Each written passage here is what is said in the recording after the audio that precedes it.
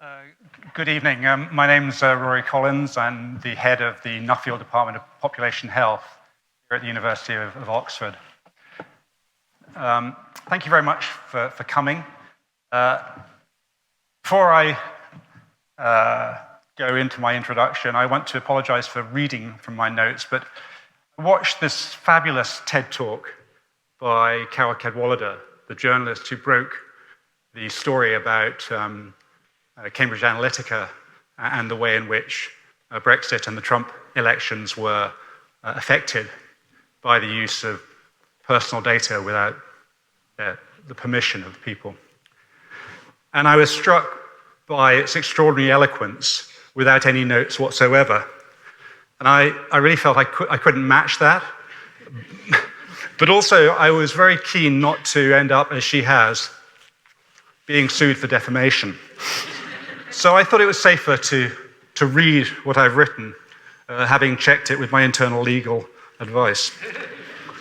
So I am delighted that there's so many people here tonight to listen to what I think will be a fascinating discussion about the impact of fake news, or as some prefer, disinformation, on so many different aspects of our lives. I'm also extremely grateful to Damian Collins, Sir Simon Stevens, for agreeing to discuss these issues, and also for Sarah Montague for agreeing to keep them focused on articulating how best to address the problem. You may be wondering why a department that does research into the causes, prevention, and treatment of disease around the world would be interested in the issue of fake news. Well, obviously, in addition to the political and social impact of fake news, it also has an enormous impact on health. For example, Simon Stevens, who's here, has warned that false claims about the side effects of the MMR vaccine has led to reduced vaccination rates, and that we're now seeing epidemics of measles with big increases in the number of cases around the world associated with death and disability, particularly in poorer countries. Likewise, the Health Secretary, Matt Hancock, has warned that false claims about the side effects of the cholesterol-lowering statin drugs has led to reductions in their use, leading to fatal heart attacks and disabling strokes that could otherwise have been avoided. In thinking about the adverse impact of fake news on health and how it might be controlled, I was reminded of the way in which the cholera outbreak in Soho in the mid-19th century was controlled. This is probably one of the most famous kind of uses of statistical analysis to understand and to control a disease. Different water companies were providing water to different wells in the Soho area. And Dr. John Snow recognized that there were a cluster of cases of cholera among people who were getting their water from one particular well. He removed the pump handle from that well, and the epidemic was controlled. He believed that what he'd done is block the access to the cholera poison. He had no idea what this poison was. This was all before the idea of germs had been considered and they had been identified. But removing the pump handle worked. The cholera epidemic ended. Damian Collins and his colleagues on the House of Commons Digital, Cultural, Media and Sports Committee, which he chaired at the time, released their report on disinformation and fake news in February 2019 after exhaustive investigation. If you haven't read it, it is a cracker. But it's the result of some 23 oral evidence sessions, 170 written submissions, 4,350 questions at the hearings. They defined disinformation as the deliberate creation and sharing of false and/or manipulated information that is intended to deceive and mislead audiences, either for the purposes of causing harm or for political, personal, or financial gain. And I think part of the problem is that there are so many different causes of this disease of fake news: to encourage social dissent, to win referenda and elections, to make money, or merely to be noticed, to become famous for destroying things.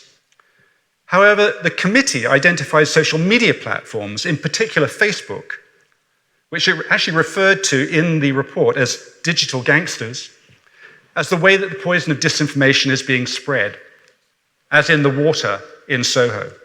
And so, as with Jon Snow's simple act of removing the pump handle, the committee stated that there was a solution. An urgent need, I quote, to establish independent regulation overseen by an independent regulator with statutory powers to monitor relevant tech companies, with the power to launch legal proceedings against them and to impose large fines for non-compliance.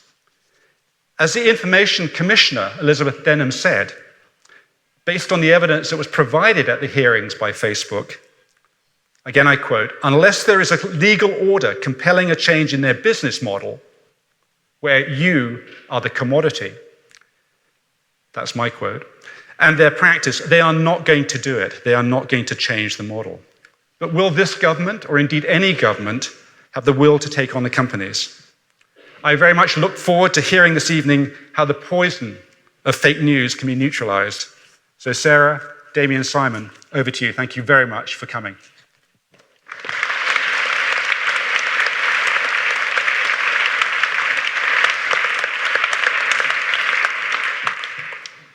Ladies and gentlemen, we've got about 45 minutes to an hour, and I'm sorry, I'm going to hog things for a while, but I am going to come out for questions in about half an hour or a little bit more. So I'm going to hop through a whole series of things with our two speakers, and then we'll be able to come back to some of them as you want in a short while. But I want to start things off actually with both of you, in a way sort of setting out the stall, because we have what you call, Damian Collins, democracy at risk as a result of fake news. And of course, Sir Simon, you've talked about health, the health of society at risk. Damian, why, in what way is democracy at risk from what we know happens online? Well, there's a lot more to being a democracy than holding elections. They have elections in Russia.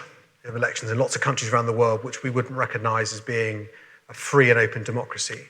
And that's because part of being a democracy is freedom of speech, but also the right to challenge what people say and examine and interrogate what people say. Over a period of time, we've established various practices around the way media in this country works. If you don't like something that's written about you in a newspaper, you can take the editor to court, you can take the newspaper to a complaints body. There's a regulator that oversees radio and broadcast television if you believe that you've been wronged in some way. There are checks and balances built within the public discourse. The other thing that's really important to democracy is that you know who's speaking and what they're saying. You know, if someone is making a claim, you know who they are. If it's a politician, you can see who's donated money to them, what organizations they might represent. You can weigh up lots of information about them in order to make your own informed decision as to whether you trust what they say. What's happened in the social media world, the internet world, is many of those things we relied on have been taken away from us. You can see adverts being run to support organizations or campaigns, and you have no idea who is running them, whether it's a campaign organization in your own country or indeed an agency of the Russian government, as was exposed particularly in the American election in 2016. You don't have the sort of information. You can't challenge the people that are doing it. You have no means of redress. But worse than that, what you see can be influenced and gamed by external people. If when you went onto Facebook or YouTube, what you saw was an organic list of the things your friends had last posted, just there in a timeline, a simple timeline, then that would be one thing. But what you're seeing is information that has been ranked and sifted to hold your attention, to reinforce ideas that you may have, or is being micro-targeted at you by people paying and promoting to do that. You may find yourself in groups sharing information that are being controlled by people and you don't know who they are. So this is the world within which people are accessing information. And it's come at a time when not only do these techniques allow this to happen, but whereby social media platforms are becoming the principal place where people go to get news and information. YouTube is the #1 broadcasting channel in this country for people under the age of 35. People watch more YouTube and Netflix, which is not a political channel, but just to give you an idea of the shift, And 18 to 35-year-olds watch double the amount of time of those two channels than they do the whole of terrestrial broadcasting put together. That's the shift that's taking place. So that's the landscape for it and why it is so important. And for me, the way you reconcile here the issue of freedom of speech is to say, I don't believe that freedom of speech is the same as freedom of reach. Someone may post something on their Facebook page or make a film for their friends on YouTube and share it. But does that give them the right to use the systems of social media to broadcast and target millions of people many times a day at the click of a button without having to reveal who they are or why they're doing it, and where there's no redress or challenge on their claims, and no way for the viewer to really know or understand whether what they're saying is true or not, or to challenge it or not. And that is the ecosystem in which we're operating. And what concerns me is not only does that exist, but there are no real obligations placed on the social media platforms to alert and warn people as to what's going on. If I put a leaflet through your door in the general election, there has to be a piece of type on that that says legally who paid for that leaflet and who it's there to promote. There's no legal requirement to do the same thing on social media. And we've seen how foreign states and other actors can game these systems to try and influence what people see and what people think. So that, for me, is why it is a challenge to democracy. Well, can I ask you what the worst of what you were talking about was that you've seen and that you know happened? Because there will be a lot of people who say, look, I kind of get your point. It's much more important and bigger now than it was. But really, it sort of seems to be self-correcting. What is the worst that you saw that you thought that absolutely, if that was more widely known, people would not accept it? Well, I think in the report, the most egregious thing is it was in Myanmar. It was the punishment, beatings, and killings against people in the Rohingya community were organised on Facebook. Facebook could have seen that was going on and didn't intervene to do that.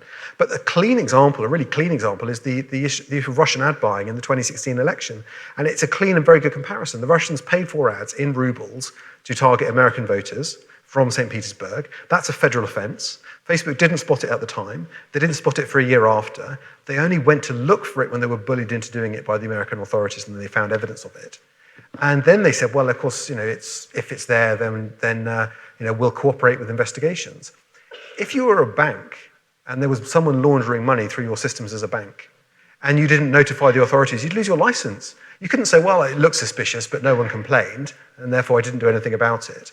There are standards that exist standards of responsibility that exist in normal daily life for many businesses and organizations in this country, and the same legal requirements don't exist on social media, and because they don't exist, they don't do it.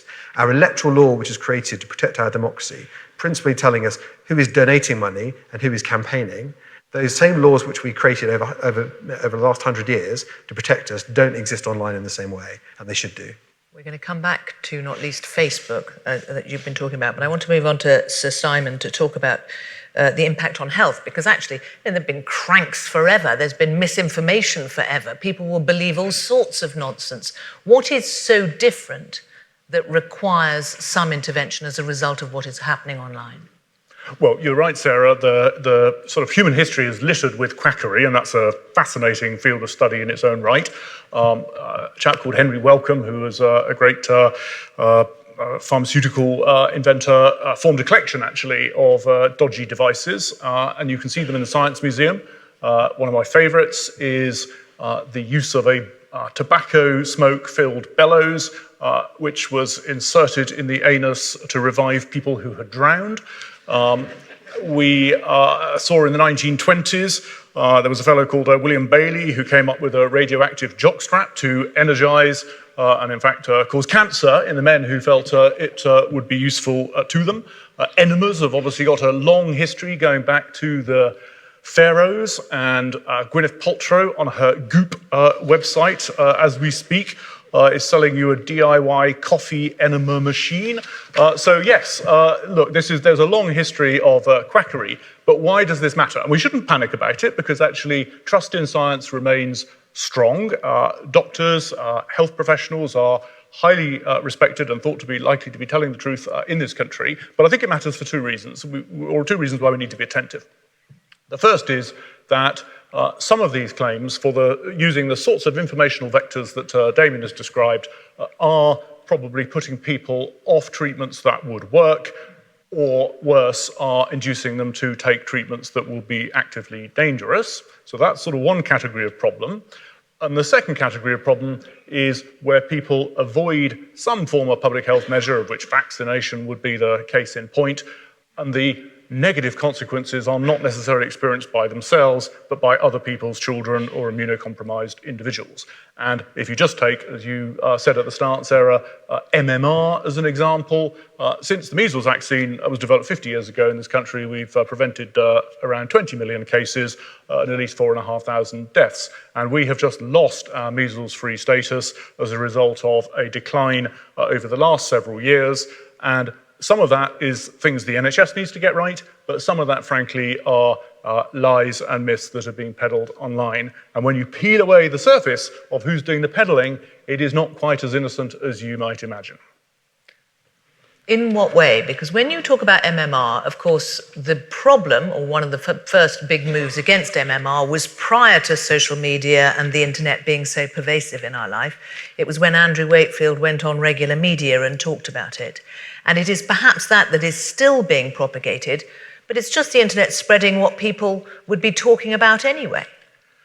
Well, it's interesting. You see, when you say it's just the internet, it turns out that there isn't a thing called just the internet. Actually, when you get under the skin of it, it turns out there was a study in the journal Vaccines last year, which showed that actually 54% of the anti-vaccination adverts that were showing up on social media were posted by only two groups, backed by two prominent wealthy individuals.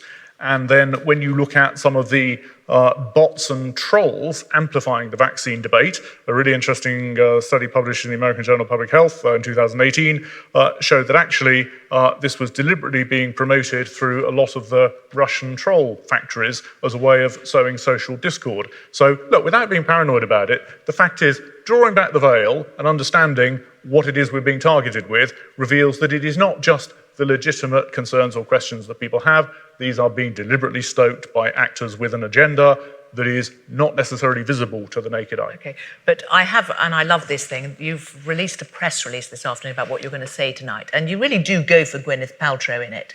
And in a way, it's not just her jade eggs and scented candles, but the psychic usually scented candles. Yeah. Yes. In what way are they? I think Google it. No, well, I was struck by the psychic vampire repellent for $27. And in a way, I thought, in a way, you're having a go at her very publicly. Is she doing harm with this? I mean, if I'm idiot enough to spend $27 on a psychic vampire repellent, don't I just lose the $27? I probably, it's not going to... Well, there's clearly an exchange rate problem as well, because actually on the website in the UK, it's £26. And so here it is. There is a psychic vampire repellent protection mist. Now, at one level, who cares about that? That is exactly. not... That is just... Look, idiots and their money will soon be parted. That's not the issue. The issue is... But you do this to get the papers interested. No. The issue is stuff that is being promoted on that website as an alternative to established treatments, which therefore displaces treatments that work or potentially is harmful to the individuals who take them. And then the question is, what is the responsibility of the platforms as well as the vendors? Well, also, what is the responsibility of, for example, in your case, the NHS, to put a message out there to say, look, because in a free world with free speech, rather than clamp down, because we're about to move on to obviously what the possible solutions to this are, you could just put out a more convincing message. What's the answer to that argument? Well, we have put out a message that caffeine-related enemas do carry risks. That is on the NHS website. But that may not be the first place that people go when considering these possibilities. So, look, the reality is that as I said, quackery has kind of got a long history. It is when it produces wider impacts either on individuals or collectively that we need to pay attention. We shouldn't panic about this, we shouldn't overreact, but we should be attentive to it because there are really two engines of the sort of increased scale that social media brings about. One is the economic interests, and it's not just individual vendors, it's actually so-called attention capitalism out of the social media companies, and/or it is the sort of ideological convictions that are secretly being shared with us, whether it's through Russian bots and others. And so if a company like Amazon is selling a book that is promoting the anti-vax movement, do you think they should be clobbered too? Well, it's funny you should say that, because just as I was coming here, Sarah, I did actually go onto Amazon on my iPad here, and I just typed in the book section, vaccination. And right now in the UK, 9 out of 10 of the first books that come up on Amazon are anti-vaccination lies. And that's not just because you've been Googling it before. They're not No, responding to your anybody algorithm. can reach for your phones now and prove it to yourselves. No, the very first one is vaccination policy in the UK government, the untold truth, which is not quite a truthful title.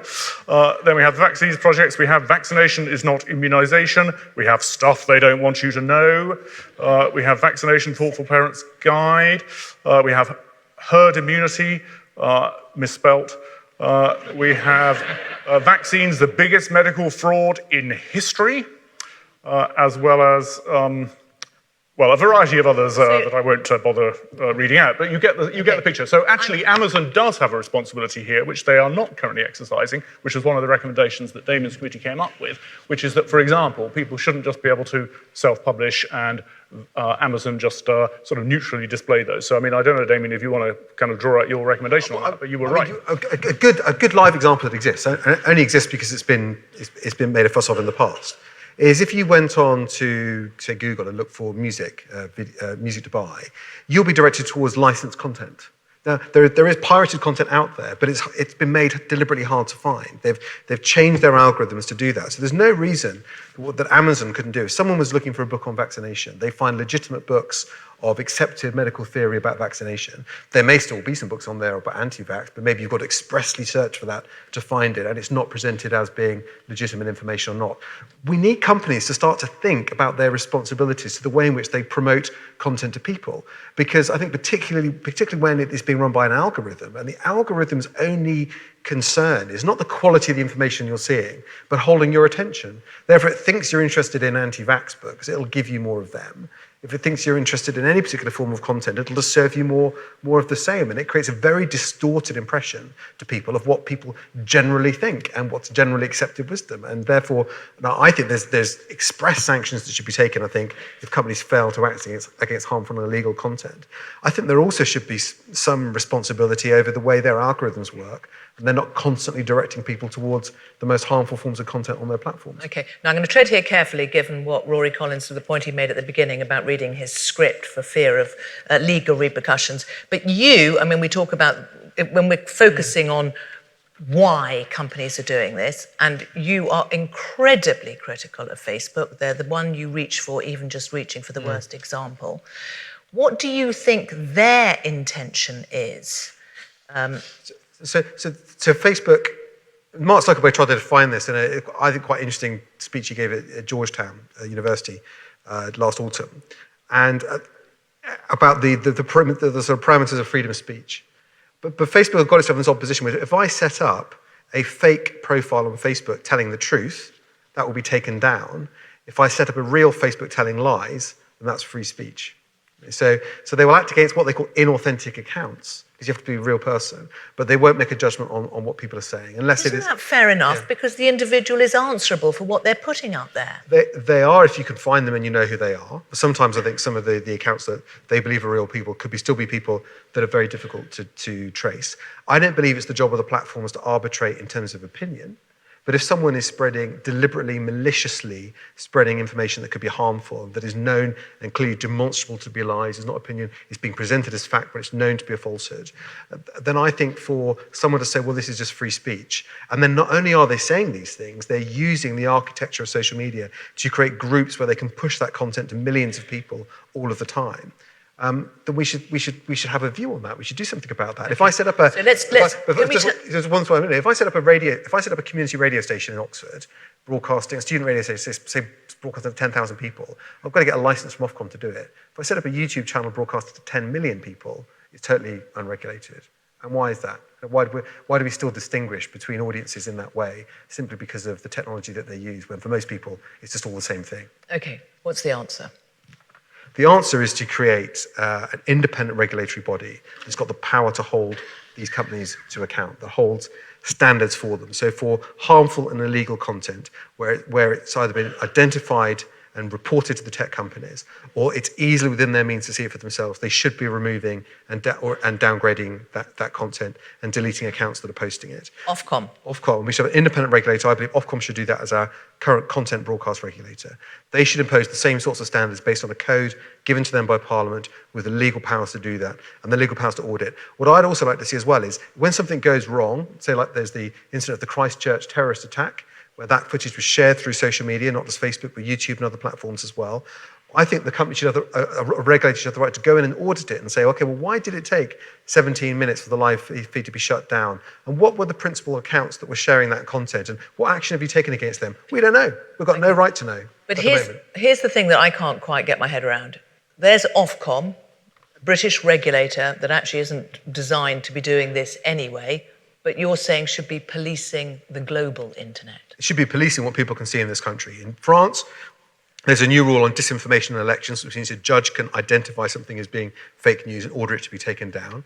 In Germany, they have turned their offline legislation on hate speech and pro-Nazi speech online as well. So if you post content on social media and it's not taken down, there are massive fines for the companies. The consequence of that national legislation, just within one EU member state, is that Facebook massively increased the number of fact checkers and people checking content they employed. They have the resources to do this, and they have the capability to do it country by country if they have to, and they can. So I think we should do what we think is right to protect the interests of our citizens, to create a legal duty of care for these massive companies towards the people that use their services, and we should enforce it. We shouldn't, otherwise we are leaving the regulation of media in this country to Mark Zuckerberg with no control, no sanction, no oversight.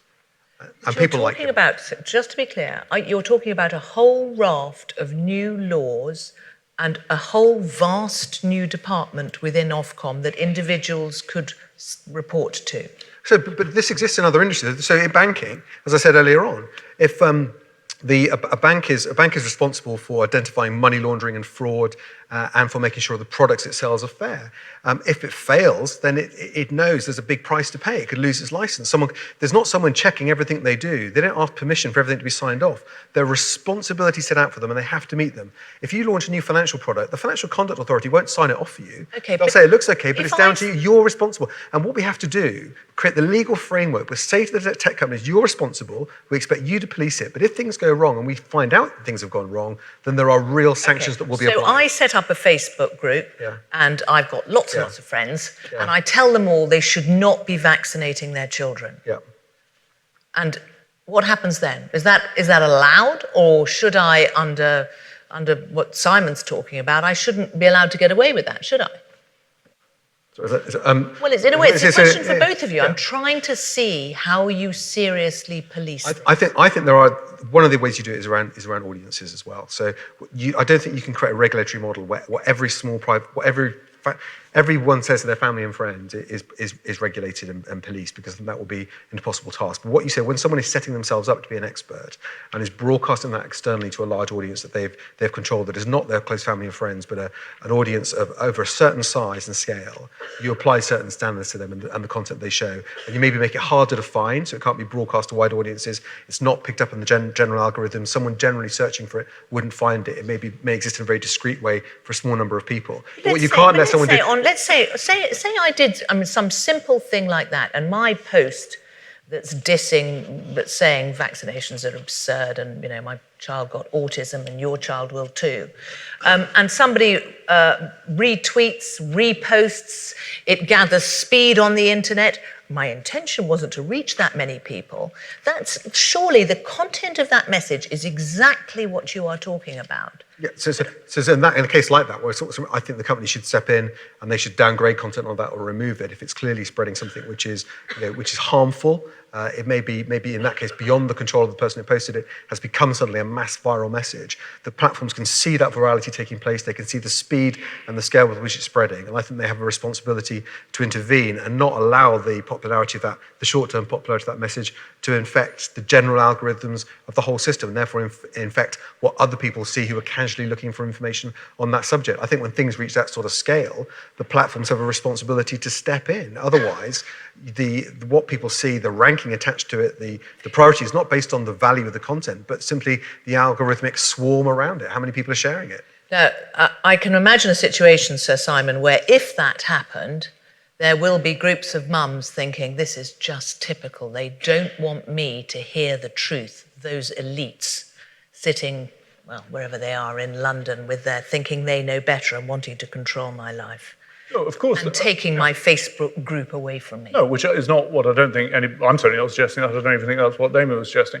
But the fact is that if the majority of these posts are originating invisibly from sources that are not obvious to me, then I would like to know that as a parent. And so having that reveal so I can judge the source of these claims, I think is part of the legitimate debate that then occurs in the public sphere. Secondly, I think we've got to think about the same kind of judgments as were applied, in fact, that the BBC applies to false equivalence on other scientific debates. I think on the question of climate change, it is now not accepted in the BBC and other broadcasters that you simply have both sides of the argument for equivalence, when actually the balance of scientific opinion is very, very clearly in one direction. So that in turn feeds into the algorithm weighting questions that Damien was talked about. And remember, these things don't occur by accident. These are hardwired into the business model of the platforms. And so clickbaitery is part of the problem here. And I think that's a really important point. And something that, if you're a company like Facebook or YouTube, you could spot, is things don't go viral by accident. Now, if it's in your story, it's someone's innocent comment or their own personal views, it's been picked up and it suddenly goes viral, that will be because someone has got behind it. This is a technique the Russians use, is they will take innocent people's stuff that suits their interests and they will push promote it. What the platforms can spot is coordinated activity by large networks of groups and accounts promoting a certain sort of content. So that could be anti-vaccine. And what these networks will be doing is they're not promoting your message, they're promoting lots and lots of messages that are doing the same thing. And in a case like that, the important thing we'd want the platforms to do is intervene not so much against the individual, but against these coordinated networks of accounts and groups that are spreading this sort of content. I mean, someone was telling me, I was talking to a company the other day who work a lot on Facebook, and they will say that Facebook will promote through advertising content for you. There's a whole sort of dark market of people who will do it sort of for cheaper, using huge pages, networks, groups that they have, and they can just push content through the platform at a fraction of the cost and reach millions of people, with the sort of information you want them to see. And therefore, that sort of activity on that sort of scale is stuff that only the people that run the platforms can see. And I think we should say to them, there are some responsibilities that we think you should adhere to, and if you don't, then there should be some sanctions. Can you see this government making this change? I think I'm encouraged by the work that was done before the election on the government's online harms white paper, which talks about the idea of an independent regulator, legal duty of care, liabilities, legal sanctions, massive fines for companies that fail to meet that the big tech platforms wouldn't be neutral platforms, that have some limited responsibility in law for that content. And I think we're expecting in the next few weeks to see the government's response to that white paper, and I hope legislation. Now, as always, when you talk about the way policy and ideas become law, it sounds like a cumbersome parliamentary sort of and civil service-led process, but not there's anything wrong with civil servants, but just can take time. But we could establish in this country, and there's the will to do it, a world-leading regime for content regulation and placing responsibilities on tech companies for the content that they serve that is more akin to the sort of responsibility and regulation that exists in other industries. I think what's happened with tech is it's grown so fast that the sort of oversight that exists in other industries hasn't kept pace, and now it's time to introduce it. So I'm confident that will happen. I'm going to come out for questions in just a minute. But I just want to ask you about, you talk about Facebook. Nick Clegg speaks for Facebook now, and he was on the radio the other day talking about, look, it's not in their interest to allow some of the worst of these behaviours. It's not like the company is trying to encourage, particularly with regard to online harm. What's your answer to that? No, I heard that interview, but the question is, what are they doing to stop it? They don't, of course, they don't want to encourage it. But what are they doing proactively to stop it, to identify the key accounts where they do this? And I think that the heart of this as well is they gather the data every day to do this, to sell ads. These are Facebook and Instagram are advertising businesses. They gather all your data so they can sell it to advertisers to target you with stuff. And that's not just how many times you visited the Marks & Spencer's homepage. That is aggregating huge quantities of data. And I think if you want to look at harm on that, we've seen lots of stories of young people that have self-harmed, that have engaged with harmful content on social media, and they say, why don't they take that down? But the companies know who these accounts are. They could map the content they're seeing. And if I was a charity, if I was, say, a children's charity or Samaritans, and I went to Instagram and said, I've got the profiles here of 100 teenage girls that have self-harmed, having engaged with content showing self-harm on Instagram, and I want to find an audience of 100,000 people that are the closest possible data match to these 100 sets of data I've got, these 100 accounts I've got.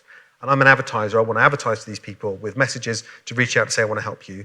There's a tool called Lookalike Audiences that exists on Facebook and Instagram that will do that. We'll find you. And they wouldn't be stopped by any privacy. No, anyone in this hall could go to. Have charities done that? Well, I've spoken to some charities about this, the system that they do to demonstrate what the capability of this data is. And why don't we use this data to do good rather than just to make money? Because those charities could effectively preempt. Yes, things going wrong. And Facebook and Instagram could work with them to say, this is an issue. Our job is not just to take down all the harmful content, it's to reach out to people we think are in danger of harming themselves because that content is there, and we've got the data to do it. We use the data to run ads. Why can't we do it to save people's lives? Okay, let's get some microphones out. There are, I think, some people with microphones, and I am going to keep an eye out, and we're going to try and bounce around as quickly as possible. I think we've got roving mics on that tier too. But if I keep an eye out for some questions, there's one here, and then the lady through a few rows back. Sorry, starting at the front because I can see them first. So if you get... no, we won't. We'll start at the back because the microphone appears to be there. Do you want to pass that, and then you can bring it forward? And can the other microphone come over here? Thank you very much. And if you keep an eye on me, I'll direct you. Go ahead with your question, please. So last week it was revealed that actually, quite fittingly, a fellow of Nuffield College had done work for Cambridge Analytica and SDL elections. What does the panel think that academic institutions should really be doing to make sure that their own ethical guidelines and their own governance and management of research they're conducting is in line with the proposals that you're suggesting? Okay, so... well, I mean, obviously as an Oxford graduate, it's nice to have a dig at Cambridge. Obviously the Cambridge Psychometric Centre is being investigated by the Information Commissioner's Office because of the work that Cambridge Analytica Cambridge Analytica hired data scientists from Cambridge University to work on their projects and the data hack that was exposed at Facebook. Now, I think every university should take that as a bit of a wake-up call, because this was being done supposedly by researchers doing supervised projects with funding at the universities, and I don't think there was very much scrutiny as to exactly what they were doing, and probably there should have been more. So I think the university should see this as now being in scope, and so there should be more understanding of whether what people are doing in these projects meets the data protection laws that we have to abide by. So that's Damian's dissing of Cambridge. I'll do a plug for Oxford, which is that obviously we have something called the Oxford Internet Institute, and they have the gloriously titled Centre for the Study of Computational Propaganda, which is actually looking under the skin of some of the issues we've been talking about and actually helping people understand the kinds of information manipulation that we've been describing. So I think, frankly, universities have got a really important role here. If you think about the sort of health-related elements of this, I mean, there is a new kind of the epidemiology of the internet almost that we need to begin to understand and study in just the same way as we would with viral transmission in the physical world.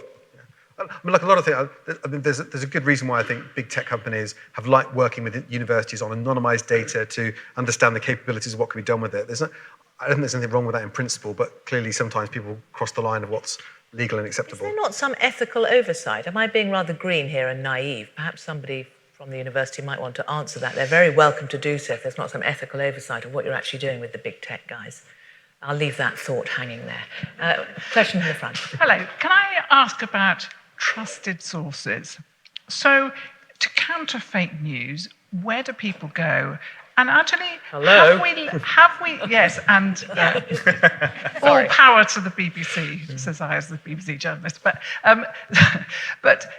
have we learnt a lesson, though, that actually one of the problems is that we think that we treat people as being information deficits state, that if we just pile more information into them, they will surely agree with us. And actually, for heaven's sake, we should have realized by now that actually they don't. And a lot of what this is about is belief systems.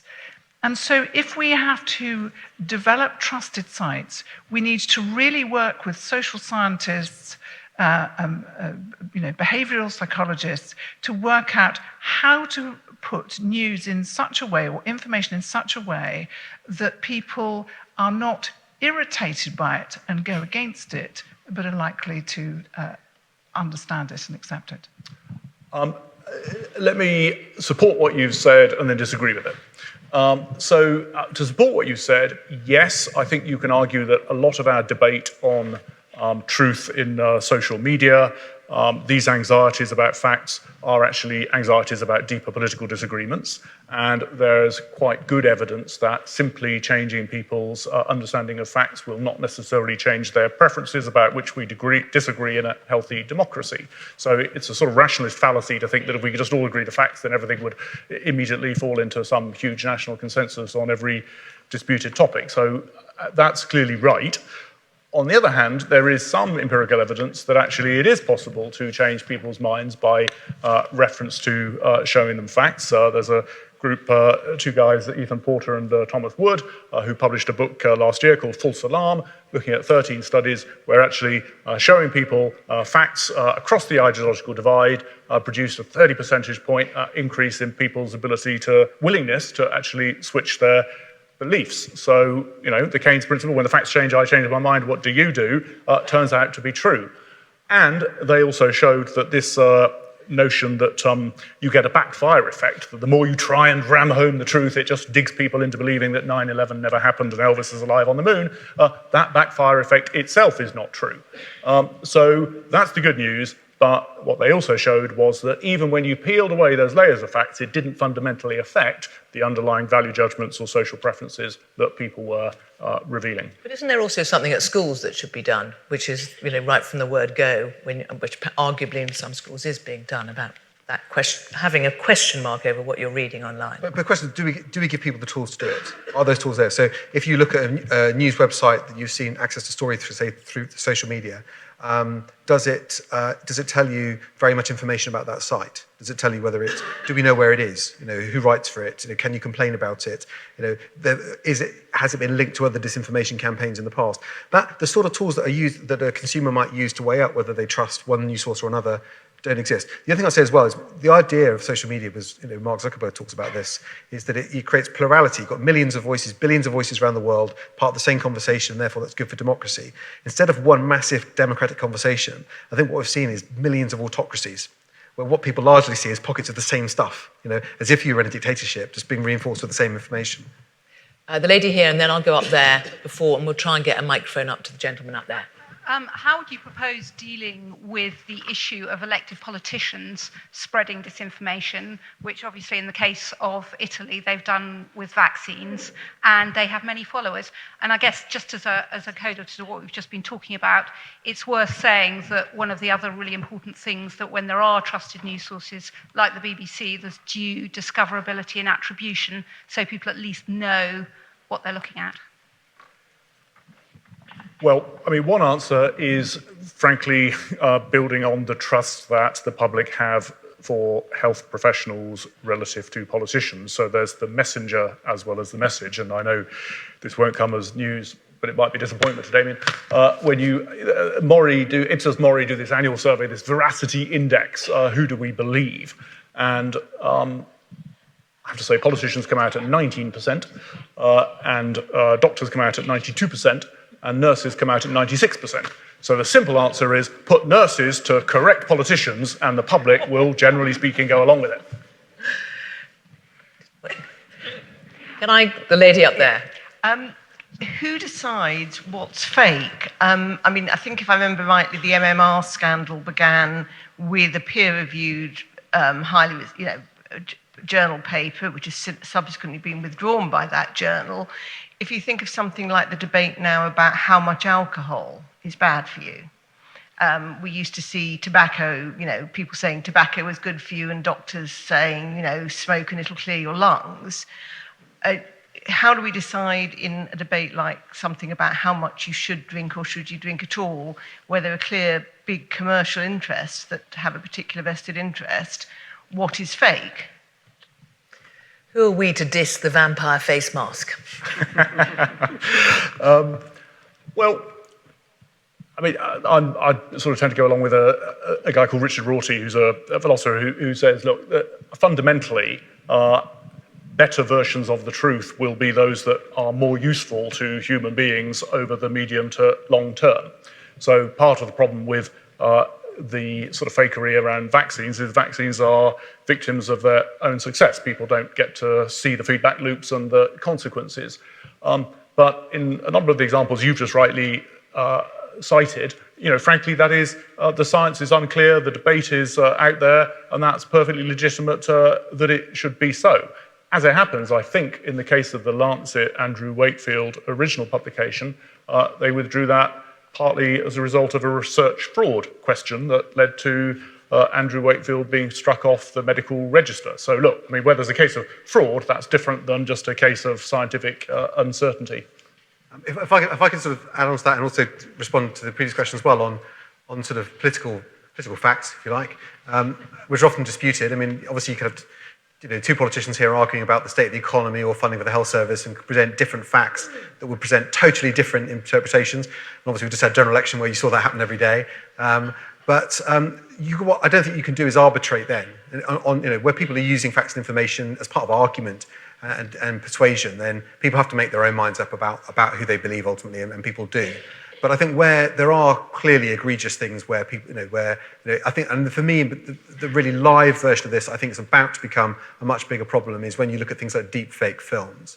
And the film of Nancy Pelosi in America last year is, I think, a good early example of this, where someone creates a distorted fake film of Nancy Pelosi to make her look like she is incapable of doing her job at a press conference, and they share that, and that's shared as if it's fact, and it's totally fabricated. That's the sort of thing we should be able to make calls on those sorts of things and say, actually, if it's been done maliciously, that release during an election campaign could be done to try and sway people, how people vote, pervert democracy, and we should call these things out and we should stop them. I'm just going to hit pause on your question because I just want to just explore this question of deep fakes, because does it not mean if you can alter a video to make somebody say whatever you want them to say, aren't we entering a world where you cannot trust anything? Because obviously at the moment we presume, I saw him say it or heard him say it. Yes, and so that's the consequence of that. And so therefore we have to think now, what are the interventions that we want to try and stop that happening? Do they exist? Well, so Mark Zuckerberg has said that Facebook will, having said they wouldn't take down any deepfake films, and they won't.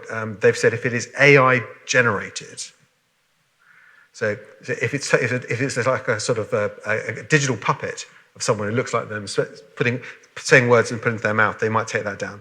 I believe the technology gets to identify fake content that is a mashup of somebody's, from lots of digital samples of their voice and pictures of them to make it look like them speaking. I think the technical capability is there to do it. I think what we should require of the tech companies is that they do it. They regard it as their responsibility, because they may be the only people that have got the power to identify these films. And that won't remove all the funniest stuff we've all seen over the last few years is where they're effectively doing that.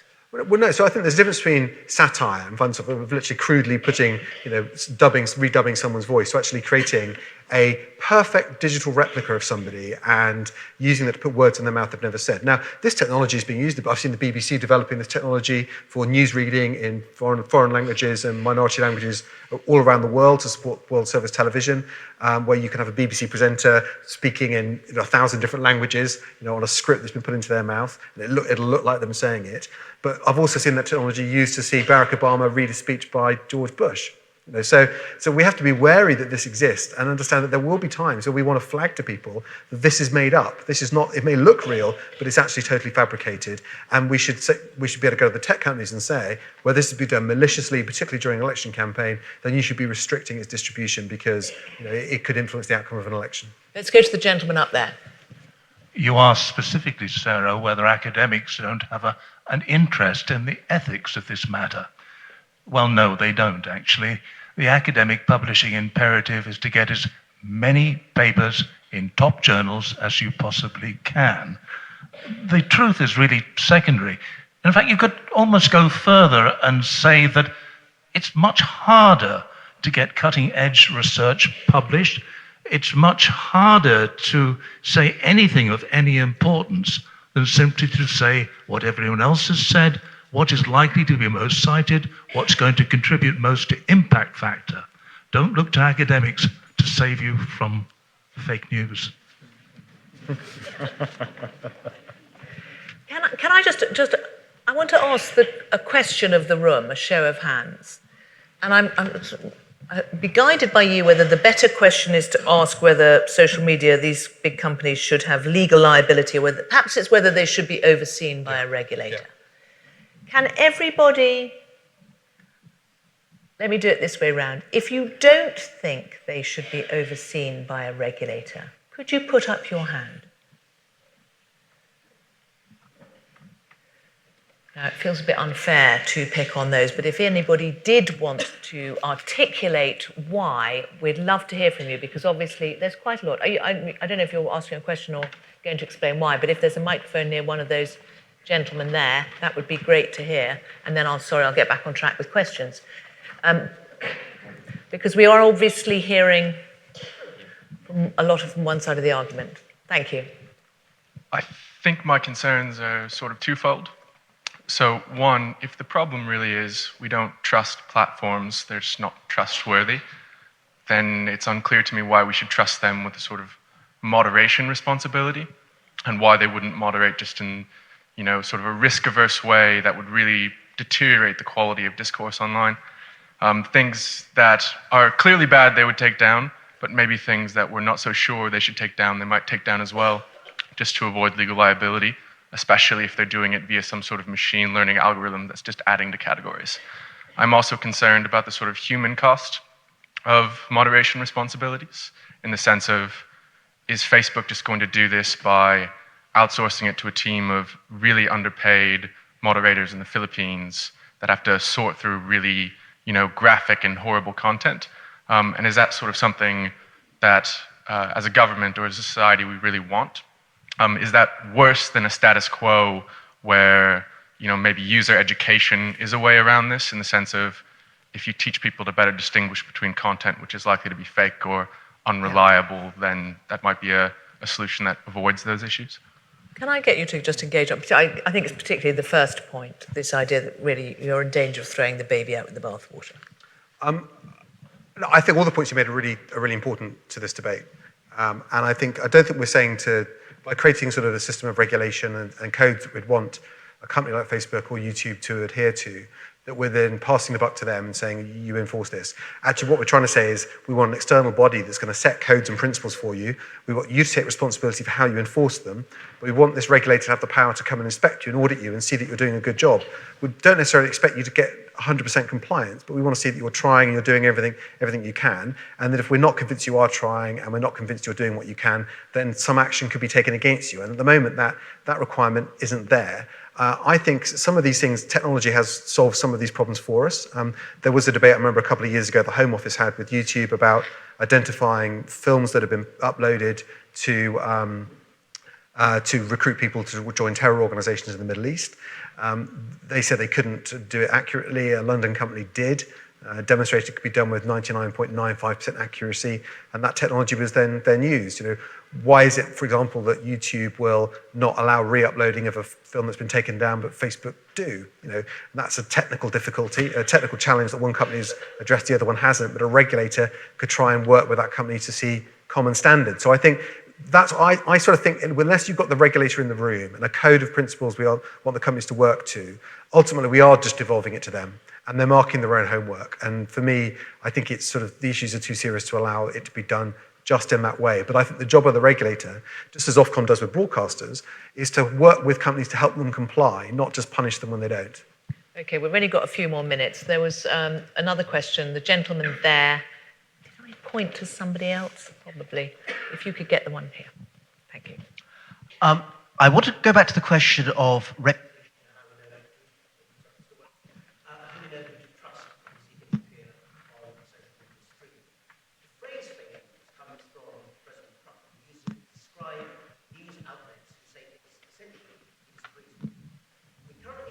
We currently have a government which is boycotting large numbers of national radio and television programmes because it disagrees with political position. And we have an opposition party which is complaining about the political editor of BBC. Are government governments in democratic countries helping to exacerbate the problem by degrading the few existing trusted international sources of news that we have. I hope everybody heard that. It may be because you're holding the end. Are governments degrading the trusted sources of news that we do have by their behaviour? Damian Collins. Well, it's quite. I mean, in America, it's quite interesting because Donald Trump's attack on the New York Times as being fake news has been both good for Donald Trump and for the New York Times, which is enjoying sort of boom in its sales. So, but I think. And the Conservative government's boycott of the Today programme? Well, to be honest with you, that will stop when the Conservative Party thinks there's jeopardy in it. You know, if it thinks actually that people want to hear ministers being held to account on popular radio shows, popular TV shows, they expect it, and it will happen. These spats have happened from time to time between governments of all colours and the BBC and other broadcasters, and will continue. But I think there is a big difference here between, and I think the term fake news has become slightly tainted. When we started our committee inquiry, we called it fake news. We changed it to disinformation, to try, partly because Trump had used the term so liberally that, as you quite rightly say, it applied to anything he didn't like. I think what we're saying is it's not about things you don't like, it's about things that can be proven to be lies, that are being maliciously spread, and treating that as a separate, discrete category that we could do something about. But people will always have disagreements about what they like and what they don't like. Let's have, I'm sorry, just one last question. The lady with the microphone there. Well, it was just to tease out this difference between misinformation and fake news, because I've been heavily involved in the statins debate, and that didn't actually come from fake news, but from doctors. Misinformation coming from doctors and people in the medical profession who are against over-medicalisation. So nothing that Damian has said tonight would do anything about the terrible impact that that's had. And also to Simon, isn't it important to be really clear about whether the internet is the source of this harmful misinformation?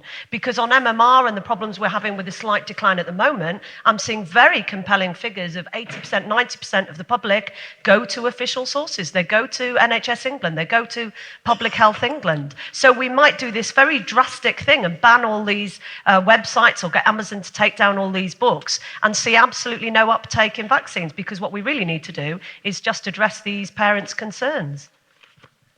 Simon, do you want to... Yeah, well, to some extent, yes, I see what you're getting at, and in fact, I would say a little more broadly than that as well. There are things that the NHS can do to make vaccine easier for patients. So both catch-up programs for those who missed out on the MMR first time round. We've had a reduction in the number of school nurses.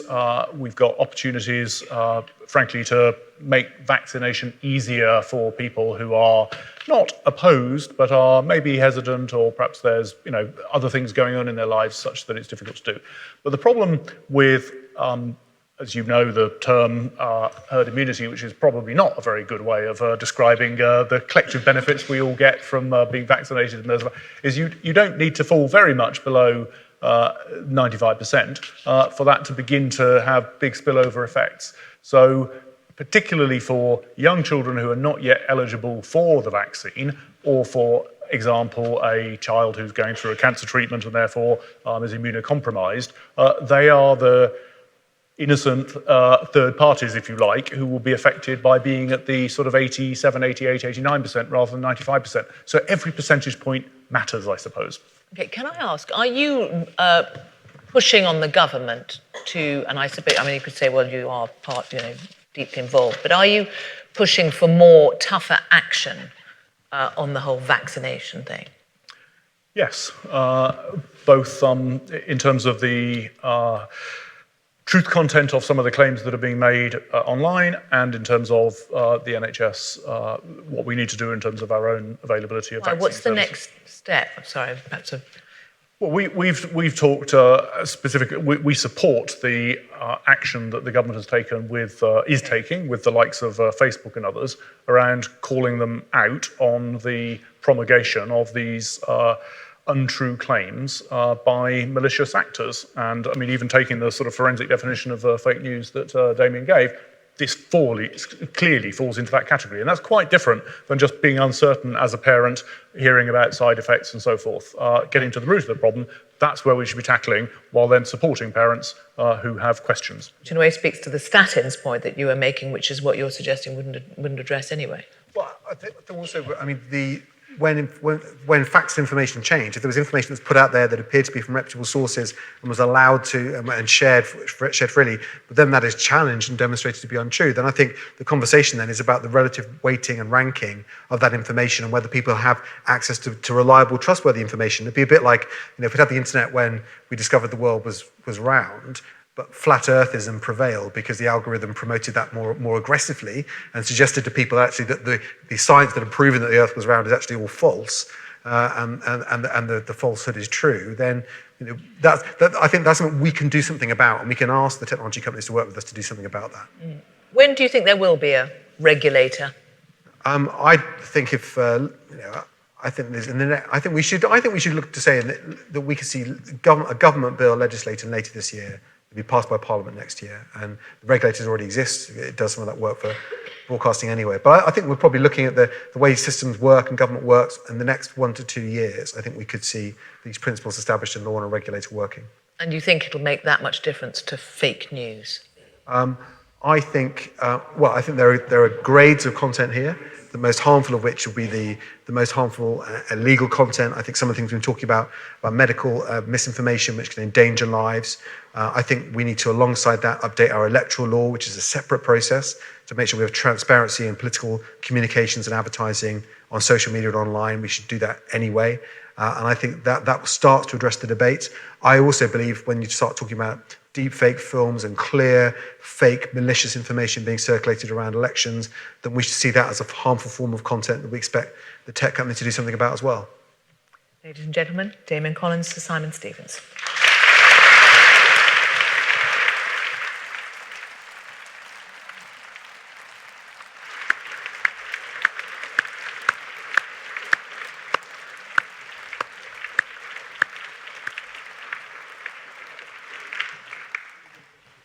Well, again, I'd like to thank you for all coming. I'd particularly like to thank Simon, Damian, and Sarah. And I'd also like to take the opportunity to thank Damian Collins for the political courage that it must have taken to chair and create this report on disinformation. It is an extraordinary report. I really would encourage you to read it. And also, I can't pronounce an asterisk, so I won't say the name of this book, by Chris Wiley, who did a lot of the analysis for Cambridge Analytica, inside Cambridge Analytica's plot to break the world. But if you're disquieted by what you've heard, then read this and be really very afraid about what can be done and how we are being targeted. And one of the things that comes out, again, going back to my infection comments, is one of the comments made is that Brexit was the petri dish for the Trump election. And we should be thinking globally. Yes, the Wakefield paper on MMR was published in a British journal, The Lancet. But its impact is probably far greater outside the UK, in developing countries where the effect on MMR vaccination has been really substantial, and the effect on mortality and morbidity potentially catastrophic. And I think that what Damian is suggesting is that we can also do good internationally, because if you look at the impact of the GDPR, of the data protection law from the EU, it is taken very seriously in the US. So I think regulation here would allow the UK to take a leadership role. And I'd like to thank, on the NHS, Simon taking that leadership role, Damian, and Sarah for having got them to say things that might not have otherwise said so clearly. Thank you very much for coming along.